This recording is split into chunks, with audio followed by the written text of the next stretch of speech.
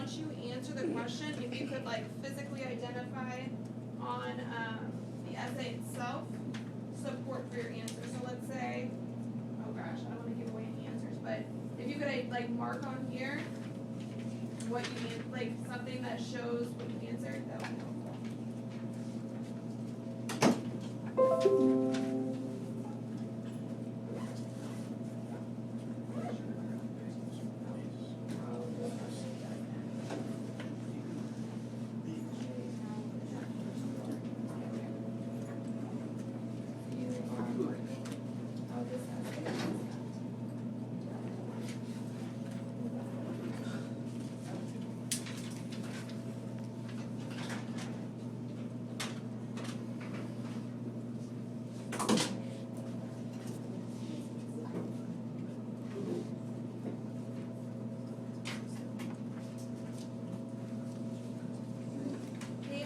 Numbering every single argument that is being made in the essay.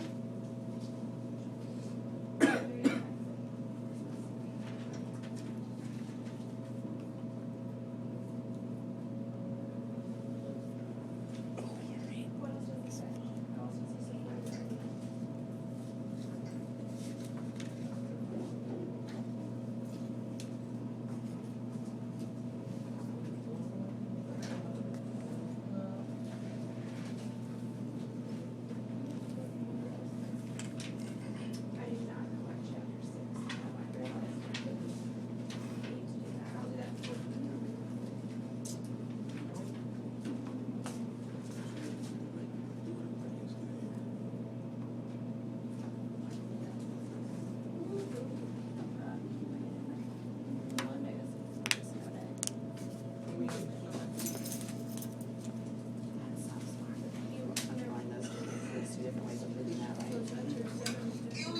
Brilliant.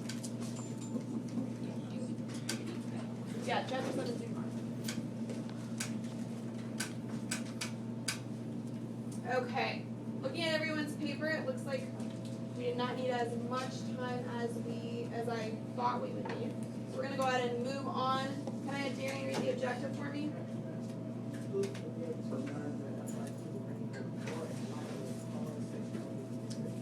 Perfect. So we're going to zoom into one specific part of the rubric. The part of the rubric that we're zooming into, I have on the front of your paper. It's in italics. Can I have Camille read that nice and loud? Organize and support an argument as one of reasoning composed of multiple supporting claims, each with adequate evidence. Perfect. So we want to make sure that we are organizing and supporting our arguments, our theses, with a line of reasoning composed of multiple supporting claims. And the key word is multiple supporting claims. What I've noticed is that people mostly stuck to like one claim, and it wasn't multiple supporting claims supporting their thesis. So that's the one thing that I want us to change, adjust, and improve on our FRQs today. So looking at the exemplar, how does it show this skill of using multiple claims to support the thesis? Take 2 minutes and turn and talk to discuss that.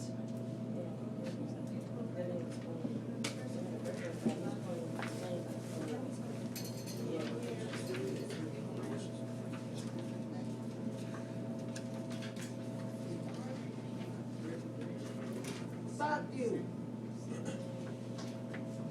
Your attorney and talk to discuss your do now question.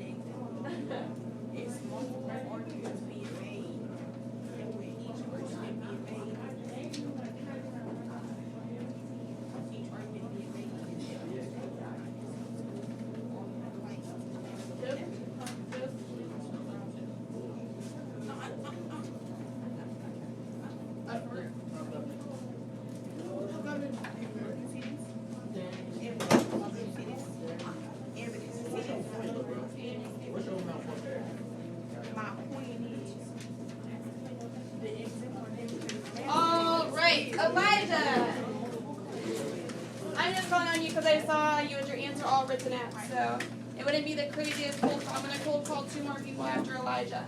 Elijah, how does the exemplar show the skill of using multiple claims to support the thesis statement? Each paragraph had a different claim that evidence supported by Thomas Payne's thesis or claim was incorrect. Why Payne's position was incorrect? Yes. Exactly. Each paragraph has a different claim and evidence. Paige, how does the exemplar in your words, how would you word that your answer to the question? How would I answer? Because she used both, like, rewording what Payne said as well as, like, using historical events, like how she talked about 9/11 and the Muslims. Perfect. So she reworded what Payne said. She also brought up historical events. She's got multiple ways of proving her point. Can I have Jeremiah stamp for us what the key thing that we need to do moving forward? Instead of just talking about one thing, include meanings, so that way you can better understand at the time. Yes. Can you actually say that louder? Because I want every single person to remember what you said. Because that's a critical piece. I think you articulated it perfectly. Basically, we need to use more examples for us to understand. For the person that really can understand it more, they have views on every single side. Exactly. We need more than just like one type of example. That way your audience can actually understand your argument from multiple sides. Okay, so we're going to look at this and we're going to look at how you can actually plan your essay to make this happen. So I put out in front of you the prompt. Go ahead and get that out. It looks like this. I wrote on it and photocopied it. All right, let's remind ourselves of the prompt before we go into how we can construct a outline. Okay? The following passage is from Rights of Man, a book written by the pamphleteer Thomas Paine in 1791. You'll notice my annotation. Yes. You'll notice my annotation. I circled off to the side. 1791 is after the Revolutionary War. George Washington was elected in 1789. That's important for context because this was right after we basically set up our country, and we were still kind of in that process. So we need to think about where his mind's at. I did not write this on my paper, but it is relevant. This is also right around the time that the French Revolution was taking place. Thomas Paine was a massive supporter of the French Revolution. The French Revolution occurred because the poor people were being oppressed, right? Because Europe was still on this, like, rich people and the aristocrats, like, we control everything, poor people don't have a say. And so Thomas Paine actually wrote Rights of Man, not to tell America what to do, but to tell France, hey, you need to do what America's doing, because that way you won't have so much conflict in your country. So that is important knowledge to have. You don't need that knowledge to write the essay, but it is helpful thinking about his ideas. Okay. So Paine was an intellectual revolutionary and a supporter of American independence. What does revolutionary mean? If you had to define revolutionary. If you are change, I heard change. You're a revolutionary, you think differently, right? So his ideas right here are different than the reality, okay? So read the passage carefully, then write an essay that examines the extent, that's the key, to which Paine's characterization of America holds true today. So I know my thesis, please make your paper match mine. You know your thesis argues about the extent a claim is true. So if I wanted, and this is hypothetical, before I even read the passage, if I know that I'm making an argument about the extent to which something is true, this is a trick actually from Mr. Esposito that I'm going to share with you. You can create a graphic organizer if you wanted to help you plan your essay. So if you could flip your paper over, I'm going to have you create the graphic organizer because afterwards I want you to try this. And I'll model for you what it could look like. So at the top, you're going to say extent to which I'm just gonna put thesis, right? So your first body paragraph, why it is true. Then I want to say what is true. And I want to give evidence that proves what is true. But remember, it's an argument about the extent to which something is true. So if it's an extent argument, most of us will be making these qualified arguments saying it's true in a small way, but here's why it's ultimately not true. And that's the direction that a lot of our essays went. So the next paragraph would be why it's not true. Then it would be what is not true.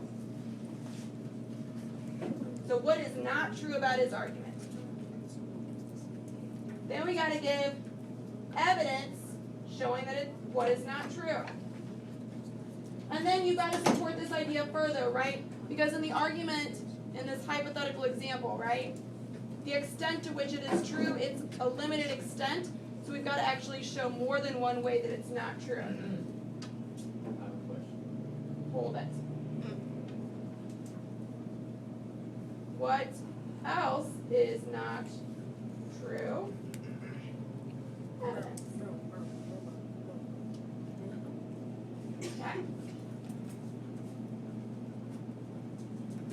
And if you plan your essay in this way, then you will have all of those different examples, and you will have an argument constructed on multiple claims. But I want you to remember that everything needs to go back to your thesis. So we have to construct our thesis in a way that helps us plan our essay. I'm going to show you how this works in the exemplar. Yes? So, why would you say, why is it not true? Or what is not true? So let's say my argument, so in the exemplar, they gave their counter argument in the third paragraph. In this hypothetical example, the student's planning it in the first paragraph. It can go either way. Okay. So looking at the exemplar, does anybody still need this? Yes.